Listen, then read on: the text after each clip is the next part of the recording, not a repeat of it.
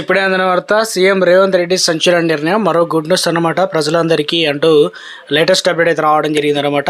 So ఆ వివరాలు ఏంటనేది కూడా వీడియోలో తెలుసుకుందామండి. వీడియోని చివరి చూడండి, అర్థమవుతుంది. సో మొదటిసారిగా ఛానల్ వస్తే తప్పకుండా సబ్స్క్రైబ్ చేసుకోండి. చూస్తున్నారు కదా, లైక్ చేయడం మర్చిపోతున్నారు. సో లైక్ చేయండి. ఇక వీడియోలకి అయితే అత్యంత ప్రతిష్టాత్మకంగా నిరుపేదలకు సొంత ఇల్లు ఇవ్వాలన్న ఉద్దేశంతో ఇందిరమ్మ ఇళ్ల పథకానికి ప్రారంభించిన విషయం తెలిసిందే. అయితే రాష్ట్ర వ్యాప్తంగా ప్రతి నియోజకవర్గంలోనూ ఇల్లు లేని నిరుపేదలకు ఇందిరమ్మ ఇళ్ల పథకాన్ని వర్తింపజేస్తూ నిరుపేదలకు సొంతింటి కలను సాకారం చేసే ప్రయత్నం అయితే చేస్తుందన్నమాట. సో విడతల వారీగా ఇందిరమ్మ ఇళ్ల నిర్మాణానికి పథకానికి అందిస్తున్న తెలంగాణ సర్కారు తాజాగా లబ్ధిదారులకు మరో శుభవార్త అయితే చెప్పడం జరిగిందనమాట.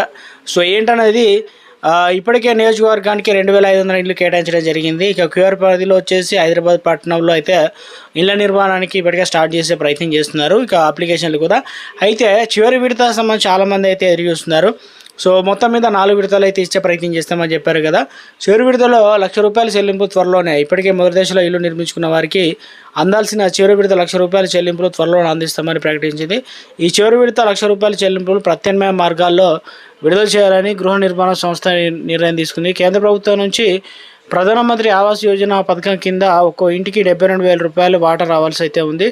సో నిర్ణీత గడువులోగా నిర్మాణం పూర్తి చేసుకున్న వారికి చివరి విడత డబ్బులు అయితే ఆ నిధులు ఎప్పుడు వస్తాయన్న స్పష్టత లేకపోవడంతో ఇప్పటివరకు నిర్మాణం పూర్తయినా కూడా ఇళ్లకు చివరి విడత చెల్లింపులు జరగలేదన్నమాట. అయితే లబ్ధిదారులకు ఇబ్బంది కలగకుండా నిర్ణీత గడువులోగా ఇంటి నిర్మాణం పూర్తి చేసుకున్న వారికి చివరి విడత డబ్బులు ఇవ్వడానికి తెలంగాణ గృహ నిర్మాణ సంస్థ నిర్ణయం తీసుకుందనమాట.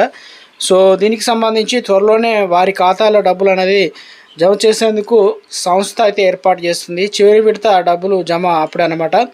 ప్రభుత్వ ఆమోదం వచ్చిన వెంటనే ఇందిరమ్మ ఇల్లు నిర్మించుకున్నటువంటి గ్రామీణ ప్రాంతాల ప్రజలకు చివరి విడత డబ్బులు జమ చేస్తారు. అయితే ఆర్థిక సంవత్సరంలో తెలంగాణ సర్కారు గ్రేటర్ హైదరాబాద్ పరిధిలో మినహాయించిన రాష్ట్ర వ్యాప్తంగా 3.68 లక్షల ఇల్లు కేటాయించగా అందులో 3.22 లక్షల ఇండ్లు మంజూరు కాగా ఇప్పటికే 1.60 లక్షల మంది గృహప్రవేశాలు కూడా చేశారనమాట. సో ప్రస్తుతం లబ్ధిదారులకు గృహ నిర్మాణానికి సంబంధించి డబ్బులు విడతల వారికి అయితే అందించారు.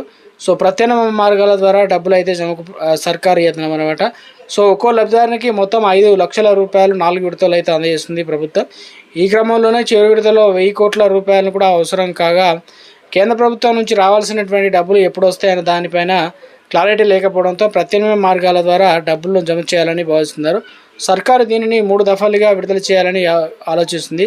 కేంద్ర నిధులు వచ్చిన తర్వాత మిగిలిన నిర్మాణాల కోసం ఆ డబ్బులు అనగా ఒక్కోసారి ₹300 కోట్ల చొప్పున 3 దఫాలుగా విడుదల చేయాలని భావిస్తుంది. ఇళ్లకు సంబంధించిన కేంద్ర నిధులు వచ్చిన తర్వాత డబ్బులు మిగిలిన నిర్మాణాలకు ఉపయోగించవచ్చు అని చెప్పేసి లబ్ధిదారులు ఇబ్బంది పడకుండా త్వరితగతిన డబ్బులు చెల్లించే ప్లాన్ అయితే చేస్తున్నారు.